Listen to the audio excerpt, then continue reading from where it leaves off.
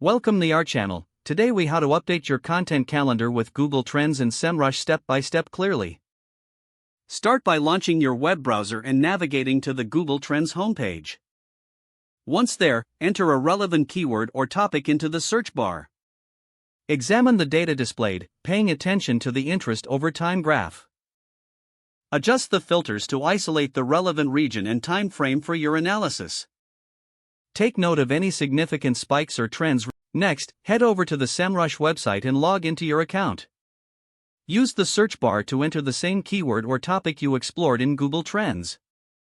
Review the keyword overview section for additional insights like search volume and keyword difficulty. Check the keyword magic tool for related keywords that may not have appeared in your initial search. Look for seasonal trends in Semrush's database that may align with what you found in Google Trends. Document the keywords and insights from both platforms in a separate document or spreadsheet. Now, open your content calendar tool of choice. Identify the content pieces that can benefit from the new keywords and trends.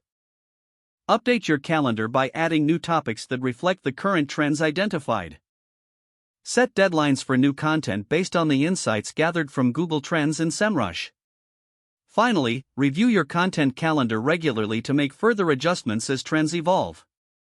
If the page does not load, refresh the browser or try again in a private or incognito window.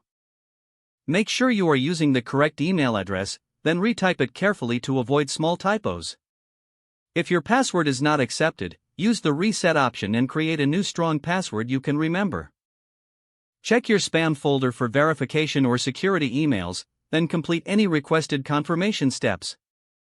Enable two-factor authentication if available to improve account security and reduce unauthorized access risk. After signing in, review your profile details so your contact information and settings are accurate and current. If you see an error message, note it down and try again after restarting your device and internet connection. Log out when you finish, especially on shared devices, to keep your account and payment information secure.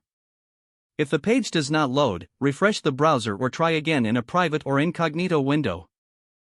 Make sure you are using the correct email address, then retype it carefully to avoid small typos.